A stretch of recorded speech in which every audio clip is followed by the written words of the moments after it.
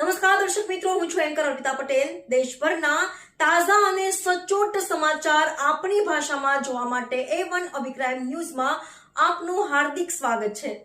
હવે જોઈએ મુખ્ય સમાચાર. વિશ્વની એકમાત્ર નદી જેનો પ્રાગટ્ય દિન ઉજવાતો હોય સૂર્યપુત્રી તાપી માતાના જન્મદિવસની ઉજવણી બુધવારે કરવામાં આવી હતી. કામધેનુ યુનિવર્સિટી તેમજ ગંગા સમગ્ર ગુજરાત પ્રાંતના સંયુક્ત ઉપક્રમે ઉકાઈ ખાતે ઉજવણી કરવામાં આવી. સૂર્યપુત્રી તાપી માતાના જન્મદિવસની ઉજવણીમાં અધિક નિવાસી કલેક્ટર શ્રી તાપી શ્રી RR બોરડા હાજર હતા. તાપી નદીના જન્મદિવસે પૂજા અર્ચના કરી મા આરતી કરી તાપી માતાની ચુંદડી અર્પણ કરવામાં આવી હતી. સાથે જ 5000 જેટલી જુદી જુદી જાતની માછલીઓનું મત્સ્યબીજનું તાપી માતાના પવિત્ર જળમાં સંચયન કરી પ્રવાહિત કરાયું હતું. સૂર્યપુત્રી તાપી માતાના જન્મદિવસની ઉજવણી પ્રસંગે ઉકાઈ તથા આજુબાજુના ગ્રામ્યજનો પણ હાજર રહ્યા હતા.